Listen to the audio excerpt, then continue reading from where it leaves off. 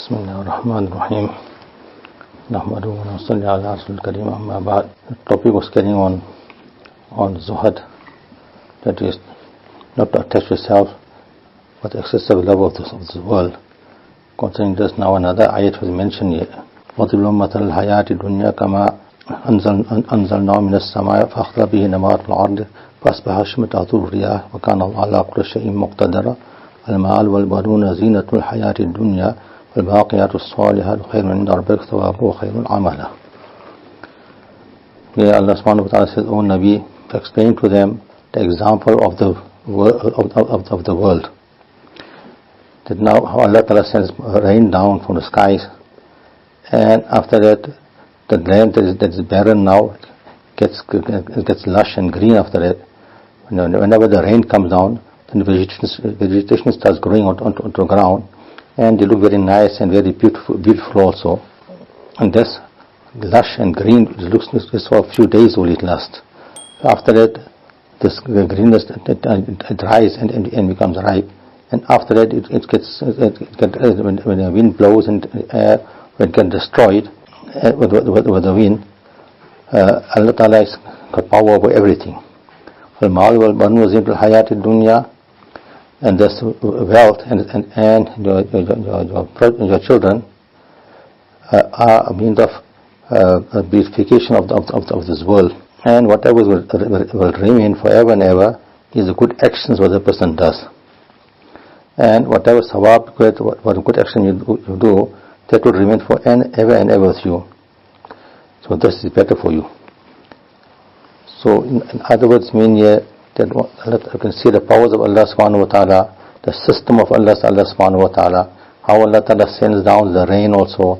Then Allah bring the vegetation, also it grows also, the crops grow also, and then all of a sudden the wind comes, or the flood comes, whatever Allah Ta'ala sends creation down, with the result that whatever has been grown, all get destroyed also. So a person have hopes that I'll earn so much money from there, I'll have a better life, whatever it is. All that hopes of the person gets destroyed. And at the same time, a person has got love for the wealth and children also at the same time. So this also is not everlasting also. What is everlasting, Allah Ta'ala says, is the good actions you do. Whatever good actions you are going to do, that is everlasting, and that will benefit you forever. And whatever wealth a person has in this world, whatever things is attached to in this world, will remain for a little while. And after that, that thing will get finished, will be separated from that. Either in a lifetime you get separated, or either you will die and leave it behind. So this example where Allah subhanahu wa ta'ala explained to us that this world is just a means of attraction for the people, and the people get attracted towards it, and they are unaware of the harms of the year after. The harms of the year after we cannot see in this world. That's why we are unaware of that. And whatever is the benefits of the world you are seeing is just temporary, just for a little while it is. So this means that whatever wealth you got in this world, sometimes in front of your eyes you get destroyed, or you are deprived of it, whatever it is. And sometimes then you leave the world and leave the wealth behind. In both situations, this wealth is not a thing which must be attached to, or something to remain forever and ever. We try to be attached to those things which will remain forever and ever. In the hadith, it is mentioned baqiyatu salihat, and the meaning of that is that a person who reads tasbihat, for example, just subhanallah, alhamdulillah, Allahu Akbar, la ilaha illallah, la hawla wa la quwwata illa billah, the sawab for this will remain forever and ever with the person. And whatever good actions he does, whatever good deeds he does after that also, the sawab of that also will remain forever and ever with the person, until when you're going to meet Allah subhanahu wa ta'ala. So a person should have hopes in those things which will remain forever and ever. And those things those actions will give you reward, will give you sawab, and will last forever and ever. Those are the things we should keep ourselves attached with. That's why Allah subhanahu wa ta'ala also says that this world is not a place for keeping our attachment towards it. Money and wealth also will get finished one day, but the good actions you do will never get finished, will remain till the year after. Otherwise, whatever good actions we do in this world, then good actions will take us from this world right into Jannah will take us. And whatever bad actions we do will all take us till our grave, not further than our graves. Another one ayat, Allah subhanahu wa ta'ala mentions اعلموا أنما الحياة الدنيا لعب وله وزينة وتفاخر بينكم وتكاثر في الأموال والأولاد كمثل الغيث أعجب الكفار نباته ثم يهيج فتراه مصفرا ثم يكون حطاما وفي الآخرة عذاب شديد ومغفرة من الله ورضوان وما الحياة الدنيا إلا متاع الغرور. Allah is trying to say that this world, understand this world very carefully, is just a little, like a small little game it is also. A small children, when you give them something to play with, they play with a small thing and we know for in reality that the small thing what we can play, the toys whatever you play with, it's got no value attached to it. It's got nothing. So those things which you give a small child to play with, it's called life. And a person sometimes in difficulties and worries or something, so he gets attached to something which he feels comfortable with now, and for a little while till he recovers from the depression or whatever it is, or that worry or concern whatever he's got for himself. It's called lahwa, it's called now. So this also the person he gets involved in those things there for a little while. That also is just temporary. Once the thing is over, then up to normal life again after. So this world is lahwa and love in other words. When a child is very small, then the child turns towards some types of games, some types of playing, whatever they feel comfortable with, play with it. So that is called now love. And the person grows a little bigger now. Now whatever he used to comfort himself, whatever means he used to comfort himself, that is called lahwa, it's called now. Now a time comes now after that person starts vying with one another, starts competing with one another, and starts boasting with one another. Then when the person comes in his youth now, and normally this is the time when the situation comes upon him. He wants to wear good clothes, want to wear expensive clothes, want to have expensive conveyance, and to have a good car he wants to have, or he wants to have a good house, want to have. Then after that, once he achieves this, then now he wants to boast with one another. Look at my clothing is better than your clothing, my house is better than your house, my car is better than your car, and in that manner. So in a person's life, there are three stages that takes place. One stage is when a person is a small child, and then fine, the youth will come about, and then after that, the third stage comes old age. When a child is in his childhood, then he spends his time in playing, and that is amusement for him. That is called lahwa al-la'ib, is called. You will find now a small child, when he's small, he'll attach himself to small games, or toys, whatever it is. So that is called lava. And when a person is about big, and he get involved in something like, for example, sports, whatever it is, that also will last for a little while just to take the attention away from him. That's called lava, is called now. So when the child is small now, then the person is getting very much attracted towards the toys and small things of amusement to him. Whereas a elderly person knows that this thing got no value, there's no reality in it at all. Now when a child comes to his youth now he starts vying with one another, he starts competing with one another, he gets involved in showing off to one another. And when life comes to an end, when old age comes now the person wants to boast over the wealth he has collected, accumulated from so many years, or his children and his grandchildren, what a big family he's got now, he's trying to boast over that. So in this world, there's three stages that takes place in this world, and the people normally get affected with this three things that in the three stages here. Now Allah subhanahu wa ta'ala mentioned now the example of this world is like when rain comes down from the sky, then the ground starts getting alive now. And now we find that the farmers will start getting very happy now that the produce is going to grow now, and as the produce grows after some time, then it becomes ripe after that, and after some time you'll find that everything gets destroyed also at the same time.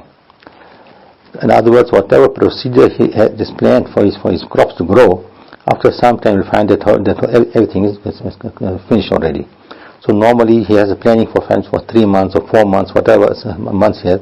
When he reaches the end of his planning now, and all the crops get destroyed, either by lightning, either by excessive rain, by floods, or by drought, whatever it is, and then the person is now left with nothing with himself. Same thing like how a person has got some toys, the child has got some toys, and the toys, as it grows bigger, he comes to realize these toys are nothing, got no value in it. But as he grows bigger now, and starts boasting about the clothes, he will start wearing expensive clothes he's wearing now, both with another. But as he comes in old age, he can realize that there was nothing, man. It was no benefit it was now. Because the strength in the person is gone finished now. He's going to become old now. He doesn't worry of good clothes and all this now. But he realized that there was nothing now. And then he thinks now, I must see how much of wealth I have accumulated, how big is my family now. But when he dies now, he understands that also was nothing for him. So things which is everlasting will return towards those things which is everlasting, and that is to make ibadah of Allah subhanahu wa ta'ala. So for me, you can understand how much wealth a person can acquire, and how much of the world he can achieve in this world, status he can achieve, whatever it is. All these things are just for little while, and after that everything will get destroyed. So now if a person spends life in obedience of Allah subhanahu wa ta'ala, then that person is a successful person. But the person spent all his life earning only this world and is unaware of the akhirah, of the year after, then the year after he'll be in punishment will be. So our purpose of our life is to obey Allah subhanahu wa ta'ala in whatever situation we are in.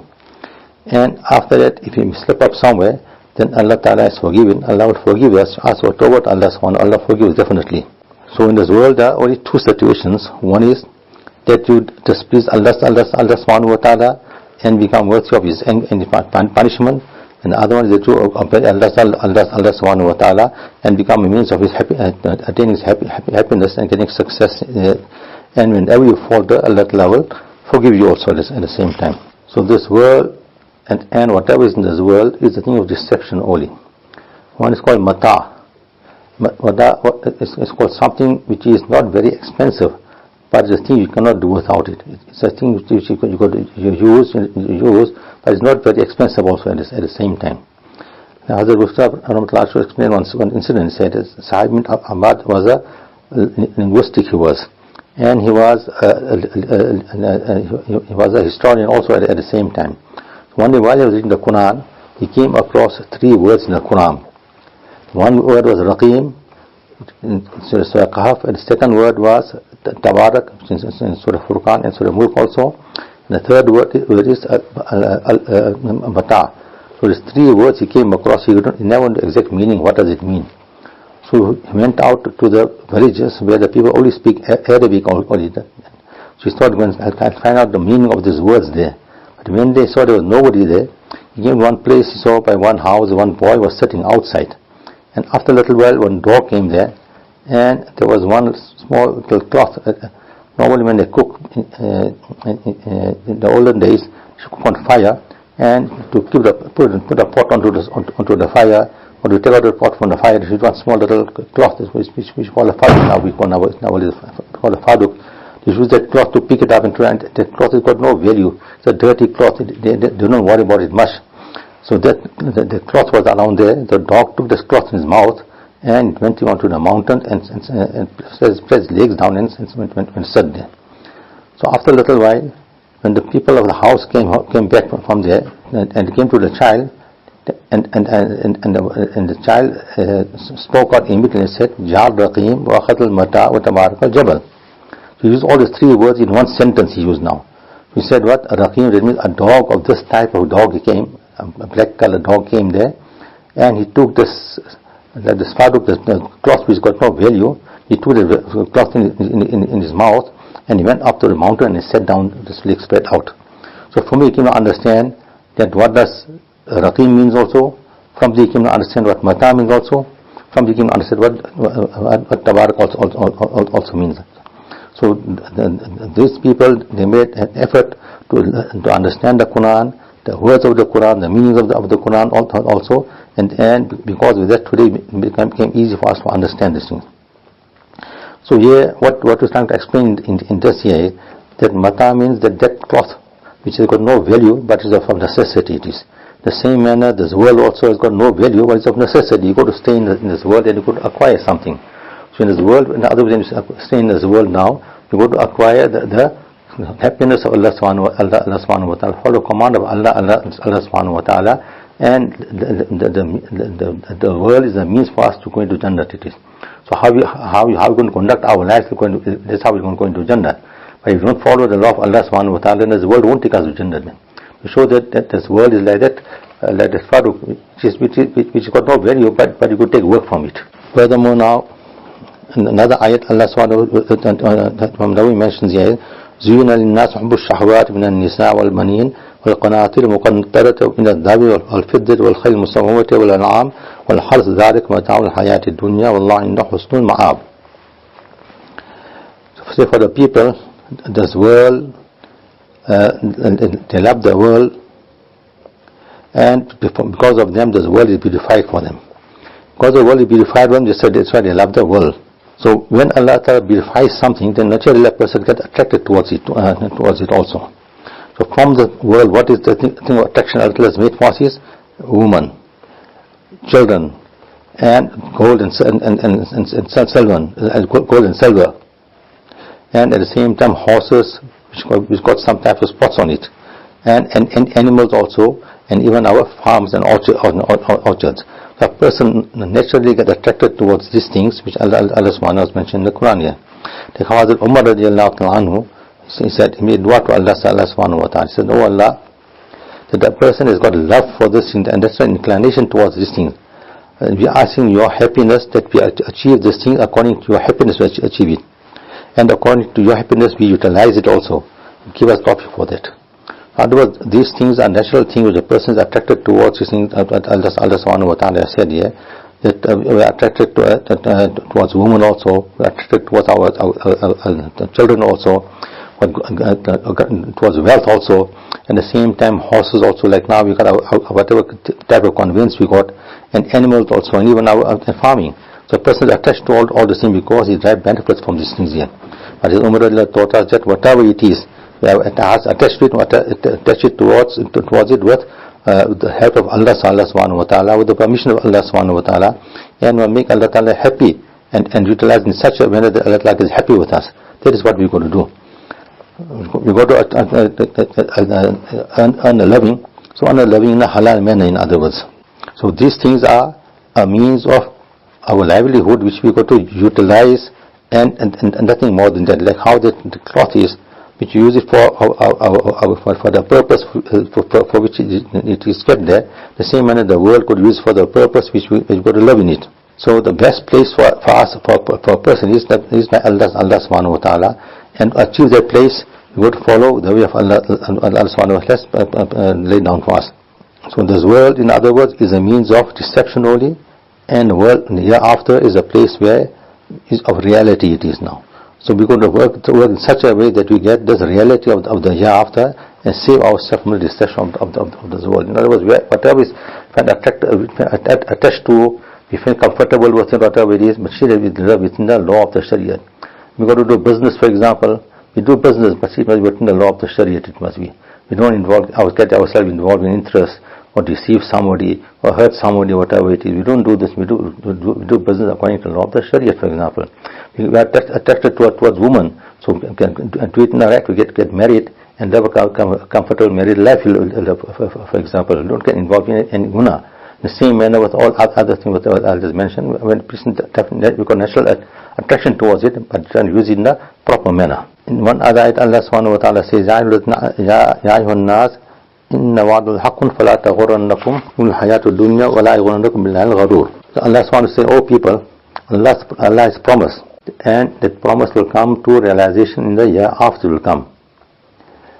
And and the reality of this, it would understand the reality of it. When Allah makes a promise, that promise will definitely come to reality. It will come. As the world will come to an end, and this world is a place of deception. So when you are in this world and you are involved in this world, whatever it is, don't fall into any deception. That no, I'm going to live forever in this world, and I want, and just my aim and object is just to live comfortable in the world. Don't fall under that deception. That don't understand very well. Allah has given us this answer to that. That a time will come. That whatever good work you have done, you'll give account of it on the day of Qiyamah. Now to be accountable to Allah subhanahu wa ta'ala for whatever you have done. It wasn't happen such that Shaitan put you into a deception and divert your attention from the purpose and reality of your life, and you lose at the end. And we know the Shaitan very well. Shaitan's effort is such that it involves the person in this world in such a manner that the person forget the year after completely. Thought doesn't come to him that I'll be accountable on the year after, or I will die also. Thought also doesn't come of that type of person. That's why Allah subhanahu wa ta'ala says that be very careful, don't come under deception of the Shaitan, and his habits and his efforts are such that will get you involved in the world in such a manner that you will lose out in the year after. The benefits of the year after you will lose out. So what Mufassir said, that the deception of the Shaitan is what? That Shaitan will make you, encourage you to fall in the disobedience of Allah subhanahu wa ta'ala, and then you put a thought in your mind, Allah is very forgiving, don't worry. So when that thought comes, Allah is forgiving, and it keep on making me guna, the time will come that you will have no chance to be tawbah also, and then you will have to leave the world. So that will the loss will undergo. So many people have come into this misconception. For example, a person has made some medication, ointment or something, and the ointment is so good that whenever you get cut or get hurt, whatever, you put the ointment and get better immediately. So now the person takes a knife and starts cutting his fingers or cutting his hand. What will you tell him? He says, what are you doing? He says, no, I got such ointment that the minute I put the ointment, I'll get better already. What will say such a person? Same, you are mad, looks like. Ointment you have made doesn't mean that you must cut your hand and put ointment on. That when by mistake something happened, you get hurt, whatever it is, now you put ointment and cure yourself. It means that. In the same manner also the Shaitan put you in deception. That no, Allah is forgiving, so it doesn't matter. It's not that. That you do good actions, you carry out the command of Allah subhanahu wa ta'ala. By chance you make a mistake, you slip up, something happen, now to ask for tawbah to Allah subhanahu wa ta'ala, Allah will forgive you then. Another ayat Allah subhanahu wa ta'ala mentioned, here the Shaitan also, Shaitan doesn't tell us to follow him. He only puts something in front of you. And once you accept whatever he does, now he says, look and enjoy himself and laughs after that, he says. So that's why you've got to be very careful of the deception of the Shaitan. In one place, the person was blaming the Shaitan. Shaitan said, I did nothing. I never tell him to do anything wrong. So, but all the people are doing wrong because of because you deceived them. So nothing like that. He's come and show you. Early in the morning now, he went to one hotel, he goes there, and they were making this mithai, they were making with syrup and all that. So he took the syrup from there and put it onto the wall. And he went and sat in one corner and said, now see what happens now. When he sat in one corner, then a fly came onto the syrup.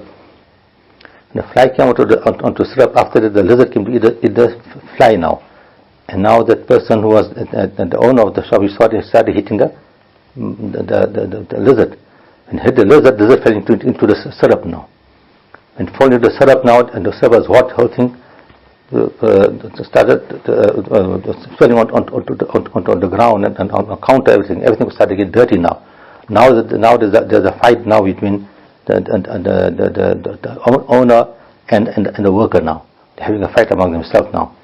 And the thing escalated so much, and people from both sides came in and they were hitting one another. Shaitan said, I did nothing. They are fighting among themselves, that is their problem. I only put syrup on the wall, that's why I did nothing more than that I did. So Shaitan only encourages us to do something, but after this our decision, we accept his whatever plan he has made, we fall into his trap, then we are responsible for it after that. And in one place also, Shaitan had a debate with an alim. So Alim said, look, Shaitan can't disturb because I'm very educated, I know what to do. Shaitan said, for Alim to lead him astray is very easy. For ordinary people it's difficult, but ordinary people's Iman is very strong. So now, anyway, Shaitan left him. Now one day the Alim was going to the next village next door, and it was a small stream. He had to cross the stream. So when he came there, it was just after Asr it was. So when he came there now, he saw an old lady sitting there, and she was asking for help. So people were not helping her. So this Alim came past and said, please help me, you are young, you got strength, why don't you put me on your back and just take me past the stream, I'm going on the other side. So he felt the purpose, and now I put on his back and started going now. Now the old lady is saying, now, you know what, don't walk, yes, very deep, it won't get settled, but when you go to say, go walk that side, there's a lot of water on the side. There's a puddle there, you might just slip inside here. Walk here, walk there, walk on that stone, next stone like that. She started putting him in such a way that the time came, and the whole Asr time got finished, and Maghrib came inside. When Maghrib time came, now he realized, now he never reads Asr Namaz. Shaitan said, look, I'm the same Shaitan who said, I won't be able to harm you or disturb you in any way. See, in this manner I made you Asr Namaz already now. So Shaitan got their own tricks they got, and if you fall into the trap, then you're going to lose out always. So Shaitan doesn't tell us to do something, but just put a plan, put his plan in front, and we execute the plan after that. So it's important to understand we don't fall in the deception of the Shaitan, and follow whatever Allah subhanahu wa ta'ala orders us to do. Simple as that, we follow what Allah orders us to do, then we receive from the deception of Shaitan. But when you're going to divert attention from the orders of Allah subhanahu wa ta'ala, then you're going to fall into the plan of the Shaitan, and that's where you're going to end up with the problems. One other ayat, Allah mentioned, Al-Hakum takathur hatta surtum maqabir, kalla sufa ta'alamun, thumma kalla sufa ta'alamun, kalla lu ta'alma ilma yaqeen. So here also Allah Ta'ala drawing our attention that the wealth we got, that the wealth can engross so much in the wealth that you become unaware of your responsibilities. A person wants to always acquire more wealth and want to enrich himself. In that process, the person starts competing with one another. So much so that that competition goes so far that the person dies and leaves the world. So it was that you compete with somebody in acquiring the world so much that you forget your object and purpose in life. A person normally finds that he wants to increase his business all the time, and he looks for different avenues, how to increase his wealth, how to multiply his wealth, and every time he's busy with that now, from one shop to another shop, from one factory to another factory, want to expand in such a manner till the time death comes. Now come to realize now I am leaving the world and I haven't did what I supposed to do in the world. So otherwise Allah said there was no assurity that the time will come when you're going to leave this world and you're going to have accountability to Allah subhanahu wa ta'ala. So in reality you could work for the Akhirah, you could work. This world is temporary, and whatever we achieve in this world is all temporary. It's all till the eyes going to close. Further after that, whatever is eternal, you're going to worry over that, you're going to worry. In another ayat, Allah subhanahu wa ta'ala, وَمَا هَذَا الْحَيَاةُ الدُّنْيَا إِلَّا اللَّهُ وَالْعِبْ وَإِنَّ الدَّارَ الْآخِرَةَ لَهِيَ الْحَيَوَانُ لَوْ كَانُوا يَعْلَمُونَ. Allah Ta'ala said this world and this life in this world is all like a game it is.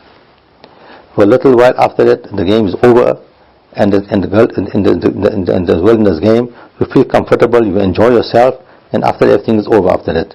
Like as if you are sleeping, you saw a dream, you enjoyed your dream, and when you wake up now, you back to reality. The same manner, this world also is such a way, like a dream, and when you get up in the year after, then that is reality. Then you come to understand what the life was all one. So in the other words, in the Quran, it's mentioned, there are many ayahs mentioned in the Quran concerning just to draw our attention to the reality of life, what must we do in this world, and what will happen in the year after, and how must we prepare for the year after. All this has been mentioned to us in the Quran by Allah subhanahu wa ta'ala. So in this world, while staying in this world, don't adopt and use such things that will disturb your progress of the year after. Don't do such things that will displease Allah subhanahu wa ta'ala, but always do those things that will please Allah subhanahu wa ta'ala, then you are successful. There's one hadith here is mentioned now. Hazrat Umar narrates on Nabi Kareem sallallahu alayhi wa sallam that Nabi Kareem Sallallahu Alaihi Wasallam sent Hazrat Abu Ubaidah bin Jarrah radiallahu anhu to Bahrain, and sending there to go and collect the taxes. And otherwise, the non-Muslims who were staying there, there was agreement with them, so they were supposed to give jizya, the tax, to the Muslim state. So Nabi Kareem Sallallahu Alaihi Wasallam sent Hazrat Abu Ubaidah bin Jarrah radiallahu anhu to go and collect their taxes from there. He went there and to collect taxes, and he was coming back. The news spread in Medina Munawwara that Abu Ubaidah bin Jarrah was coming and certain night he's coming. So when the news spread into Medina Munawwara and around that his guys come from Bahrain, so all the Muslims got very, very happy. And in the morning, for Fajr namaz, they all came for namaz in the masjid. And after namaz, they started coming for Nabi Kareem Sallallahu Alaihi Wasallam, had to meet Nabi Kareem Sallallahu Alaihi Wasallam. And then Nabi Kareem Sallallahu Alaihi Wasallam saw the Sahaba coming in front of him. He started smiling, and he said that my thoughts tell me that you came here because you heard of the news of Abu Ubaidah coming from Bahrain with all the wealth. So also definitely, that's reality. That's why we have come here, that you will recognize us and you will give us something, in other words. So then Nabi Kareem Sallallahu Alaihi Wasallam said that listen to the good news, and whatever you have hope and came here for, that will definitely will get those things there. But in reality, what you going to see, that it takes oath, and took oath, and Allah Subhanahu wa Taala said that I haven't got so much fear of your poverty. I've got more fear that if wealth comes to you, then I've got more fear for that. That how the people of the previous ummah, when wealth came to them, they started vying with one another, started competing with one another, and so much they compete with one another that they started killing one another and hurting one another. So this hadith here also, we can see from here also, Nabi Kareem Sallallahu Alaihi Wasallam explaining to us what is important. Important is that if you haven't got so much of a ni'mat of Allah Subhanahu wa Ta'ala, if you have poverty also, that is more easy for a person to turn towards Allah Subhanahu wa Ta'ala than a person who's got a lot of wealth. Normally a person haven't got so much wealth, and a person's got time to make ibadah of Allah Subhanahu wa Ta'ala, worship Allah Subhanahu wa Ta'ala, ask Allah Subhanahu wa Ta'ala. When a person's got a lot of things at his disposal, he doesn't have time to make ibadah of Allah Subhanahu wa Ta'ala. He doesn't make sugar to Allah Subhanahu wa Ta'ala, and that is the loss what the person undergoes. And then when a person starts vying with one another in accumulate more wealth, in that process they start hurting one another also, they harm one another also. That is more worse, that is now. So yeah, when Nabi Sallallahu Alaihi Wasallam said in Bahrain, when Nabi Kareem Sallallahu Alaihi Wasallam made an agreement with those people there, they will follow the leadership of the Muslims, then they had to give some tax which is called khiraj.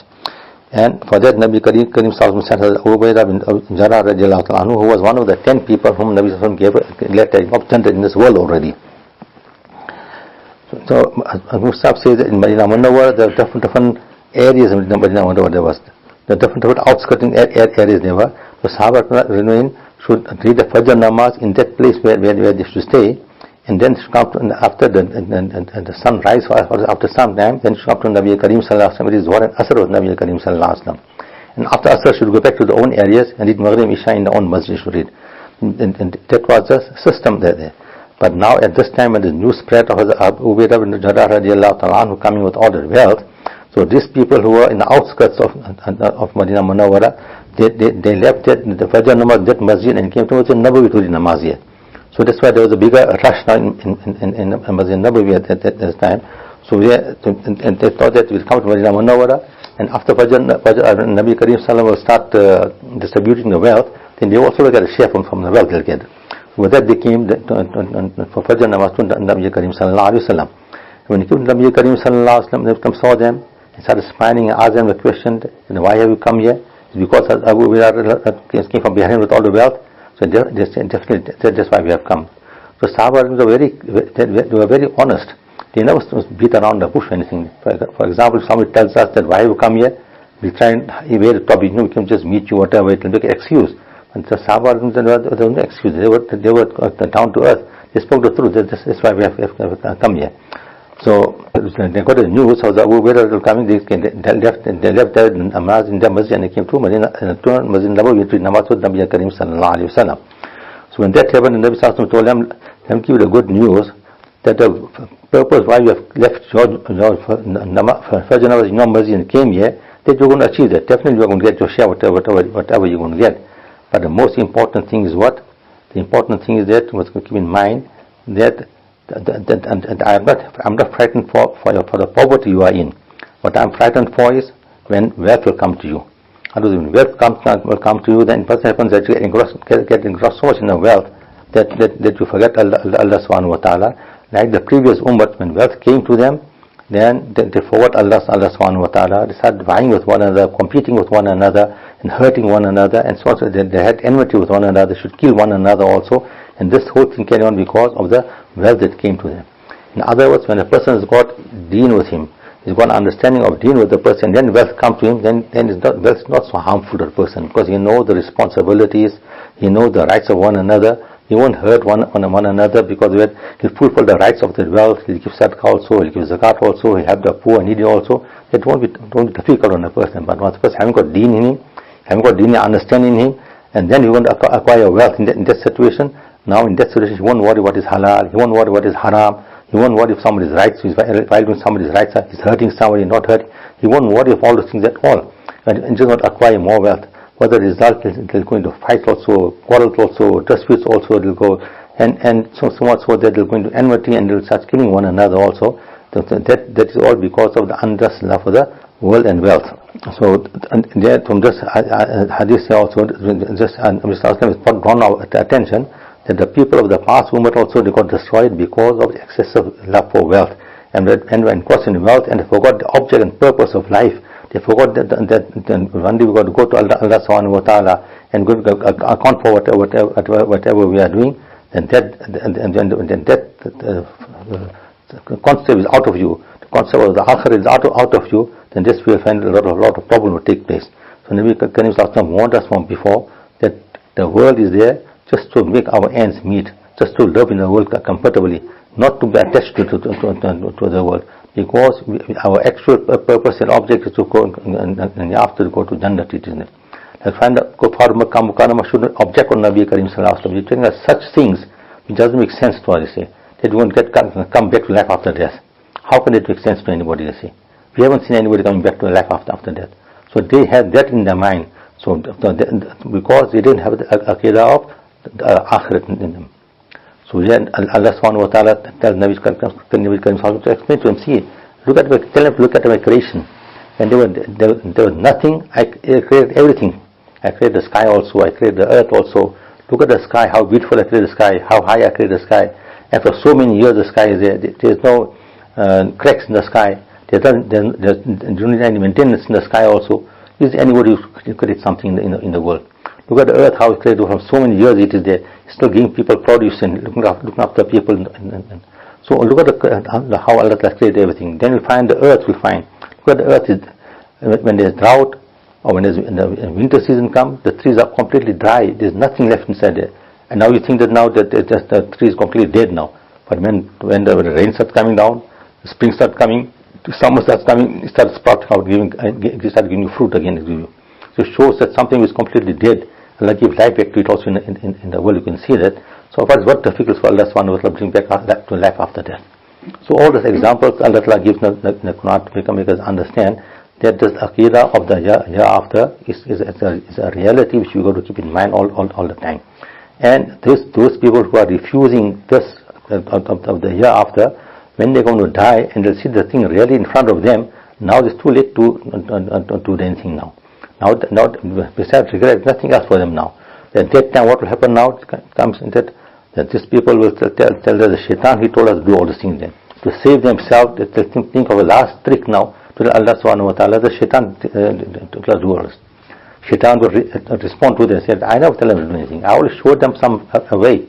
They adopted, they chose that way. I never force them to do these things. Okay? So then they'll have no other way out now besides going to Jahannam for punishment. Then you'll realize that how it should be just obeyed the Nabi of the time and followed the teaching of Allah subhanahu wa ta'ala, tradition which have declared today. Then tell Allah subhanahu, give us one more chance. We're going to turn the world now. Now we saw the reality, we'll do the right thing now. But Allah say that chance is over, it's finished now. Once you could go forward, you can't go back again now. So it shows that when we have that yaqeen and have that aqidah, that belief in ourselves, that one day we go to die. And we all know in the world there are so many types of factions in the world. They all got the differences with one another. Even scientists got differences with one another. Doctors got differences with one another. Also everybody. But one thing everybody believes in, and they're unanimous on one thing. That's called death. They won't find anyone. There can be atheists also. He would say, no, death is a reality. He'll say, when something is a reality, then the intelligent person will work towards that reality to achieve the reality.